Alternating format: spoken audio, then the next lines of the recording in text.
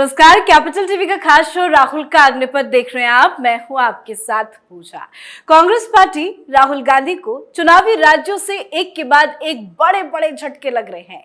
बात मध्य प्रदेश से शुरू करते हैं, जहां कांग्रेस की केंद्रीय चुनाव समिति यानी सीईसी ने मध्य प्रदेश विधानसभा चुनाव के लिए उम्मीदवारों के चयन को लेकर चर्चा की। मीटिंग में जमकर बवाल हुआ क्योंकि टिकट बंटवारे को लेकर पेच फंसा हुआ है। खबर है कि श्राद्ध खत्म होते ही रविवार को कांग्रेस पार्टी लिस्ट जारी करेगी, तो वहीं राजस्थान में गहलोत सरकार भ्रष्टाचार पर बुरी तरह से घिरती नजर आ रही है। पेपर लीक मामले में ईडी का एक्शन चल रहा है। सीएम गहलोत के करीबी कांग्रेस नेता के ठिकानों पर ईडी ने आज छापेमारी की है, तो वहीं तेलंगाना में भी कांग्रेस पार्टी को बड़ा झटका लगा है। कांग्रेस के पूर्व प्रदेश अध्यक्ष पुन्नाला लक्ष्मैया ने पार्टी से इस्तीफा दे दिया है, पर इस्तीफे के पत्र में पुन्नाला ने जिन जिन चीजों का जिक्र किया है वो राहुल गांधी की मुसीबतें बढ़ाने वाला है। तो आज कांग्रेस पार्टी को लगे चुनावी राज्यों से झटके पर चर्चा करेंगे। मेरे साथ स्टूडियो में मौजूद हैं कैपिटल टीवी के एग्जीक्यूटिव एडिटर राजीव जी। राजीव जी, बहुत बहुत स्वागत है आपका। धन्यवाद। क्या बात है, कांग्रेस पार्टी को हर राज्य से सिर्फ झटके ही लग रहे हैं। बात शुरू करते हैं मध्य प्रदेश से। आज सीईसी की बैठक हुई, क्या कुछ हुआ बैठक में? देखिए, ये सेंट्रल इलेक्शन कमेटी की जो बैठक है, ये बैठक फॉर्मेलिटी के लिए बुलाई गई थी, क्योंकि सारा कुछ तय तो पहले से है। ये विद्रोह को दबाने के लिए कांग्रेस में अंतर्कलह की स्थिति मध्य प्रदेश के अंदर भी है, क्योंकि वहां पर कई नेता ऐसे हैं जो गुटों में बटे हुए हैं। यहां तक कि दिग्विजय सिंह और कमलनाथ, ये दोनों एक दूसरे के खिलाफ जा रहे हैं। इस बार पहली बार जो मध्य प्रदेश चुनाव हो रहा है, उसमें कमलनाथ की बात सुनी गई।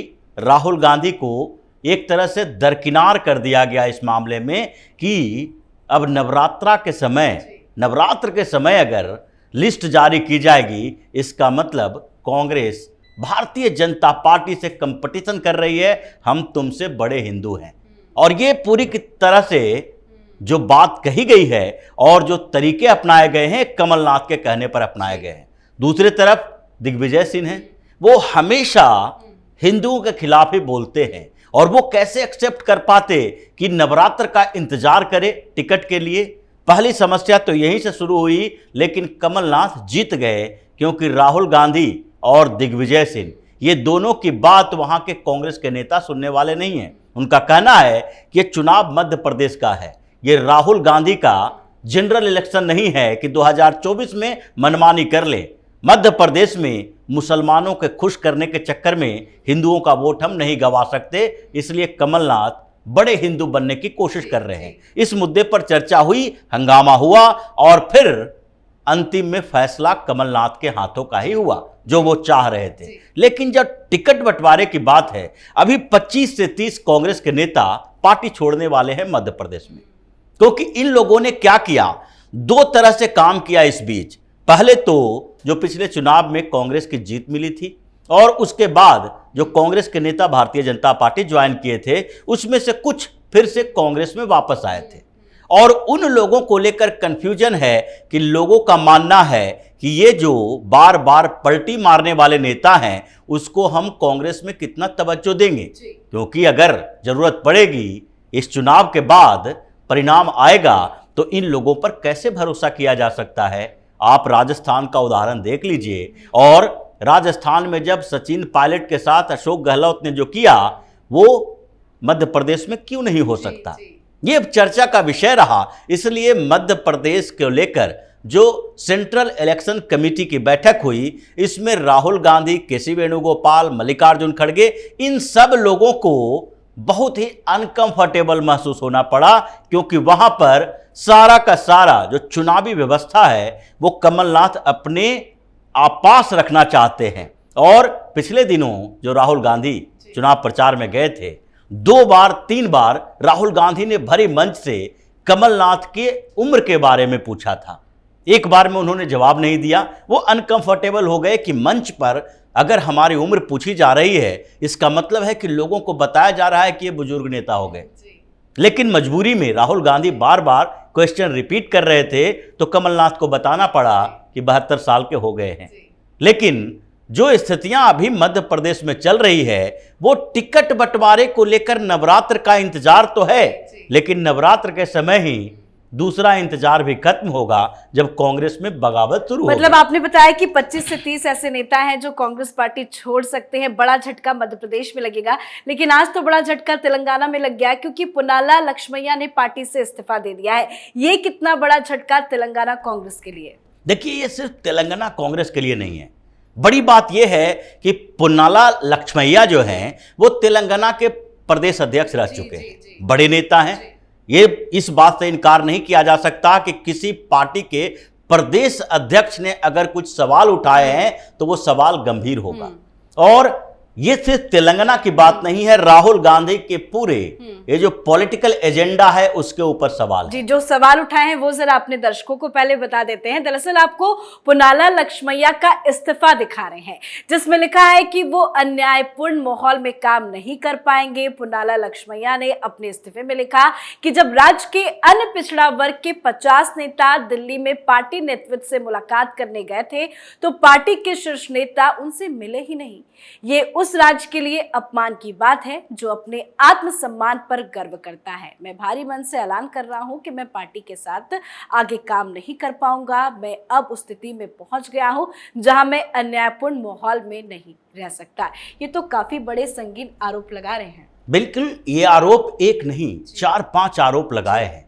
गंभीरतम आरोप है राहुल गांधी के पूरे एजेंडा जो अभी चला रहे हैं कि ओबीसी सेंसस होना चाहिए, जिसकी जितनी हिस्सेदारी हो उसकी भागीदारी भी उतनी होनी चाहिए। हर राज्य में राहुल गांधी, प्रियंका गांधी जाकर बोलते हैं अगर स्टेट में हमारी सरकार आई हम फिर जातीय जनगणना करवाएंगे। लेकिन जातीय जनगणना करवा के आप करोगे क्या?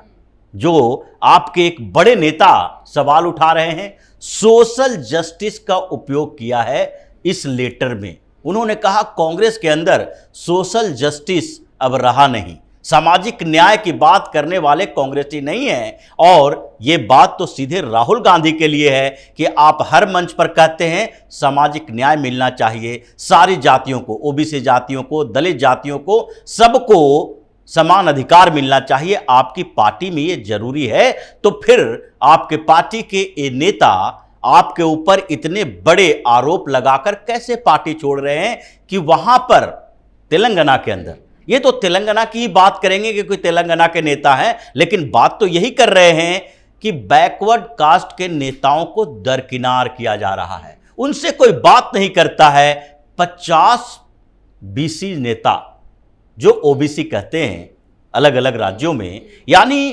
पिछड़ा वर्ग के 50 नेताओं के साथ वो दिल्ली पहुंचते हैं, इंतजार करते रहते हैं कि कोई भी बड़ा नेता मिल ले, ऑल इंडिया कांग्रेस कमेटी का, उन्होंने कहा एआईसीसी का कोई बड़ा नेता मिल ले।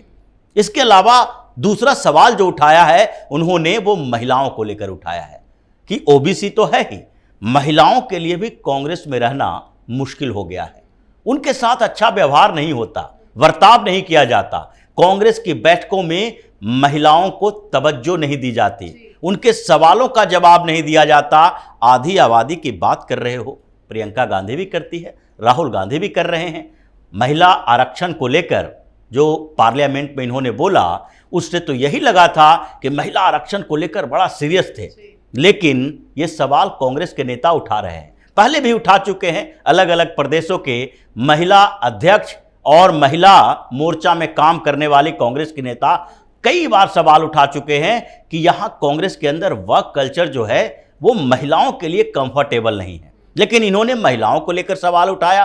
तीसरा सवाल जो उन्होंने उठाया, इनडायरेक्टली कहा जा सकता है, वो है कांग्रेस में जो सेंट्रल लीडरशिप है और जो राहुल गांधी के चमचे हैं वो भी राहुल गांधी की तरह इगोइस्टिक है। उन्होंने कहा कि हम 10 दिन तक इंतजार करते रहे दिल्ली में बैठकर कि एक बार केसी वेणुगोपाल हमसे मुलाकात कर ले। राहुल गांधी तक जाने की, पहुंचने की तो इनकी हिम्मत ही नहीं है।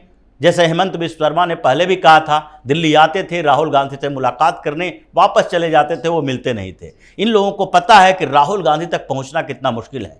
राहुल गांधी चाहें तो उन तक पहुंच सकते हैं, ये लोग राहुल गांधी तक नहीं पहुंच सकते। जब मर्जी होगी हम जाएंगे, उस स्टेट के लीडर से मिलेंगे, लेकिन तुम अगर आओगे तो मेरे से मुलाकात करना मुश्किल है। यही एटीट्यूड राहुल गांधी का है। लेकिन जो सबसे नजदीकी नेता है। हर जगह राहुल गांधी के हर बैठक में, मीटिंग में बगल में केसी वेणुगोपाल होते हैं और उस केसी वेणुगोपाल को कांग्रेस के नेता जानते हैं कि इन तक पहुंच गए मतलब राहुल गांधी तक पहुंच गए, ये हमें मैसेज हमारा दे देंगे। अब उनसे मिलने के लिए 10 दिन तक वो दिल्ली में बैठे रहे, इन लोगों ने समय ही नहीं दिया। मतलब वही ईगो वाला कल्चर जो पहले से कांग्रेस के अंदर है, राहुल गांधी के अंदर है, प्रियंका गांधी के अंदर है, नेहरू खानदान के लोगों के साथ साथ उनके आसपास के लोगों ने भी वही ढर्रा अपना लिया है। ये कई बड़े सवाल उठाए हैं जो कांग्रेस और राहुल गांधी के पूरे एजेंडो को एक्सपोज करता है। और ये यहीं तक नहीं रुकेगा, अभी तो कई और खुलासे होने बाकी हैं। कई नेता और बाहर जाएंगे जो यही बताकर जाएंगे कि राहुल गांधी की कथनी और करनी में कितना अंतर मतलब है। माना जाए अभी तो चुनाव है, हर राज्य में कांग्रेस पार्टी मुसीबत का सामना कर रही है, पर चुनाव से पहले कांग्रेस पार्टी को झटका लगेगा। कई बड़े नेता कांग्रेस छोड़ेंगे, बिल्कुल छोड़ेंगे। और ये तो अभी विधानसभा का चुनाव है, मध्य प्रदेश में छोड़ेंगे, राजस्थान में छोड़ रहे हैं, तेलंगाना में स्थितियां प्रतिकूल है, तो वहां पर एक दूसरी पार्टी में जाने वाली स्थिति बन रही है। कांग्रेस के नेता छोड़ रहे हैं, अभी छोड़े।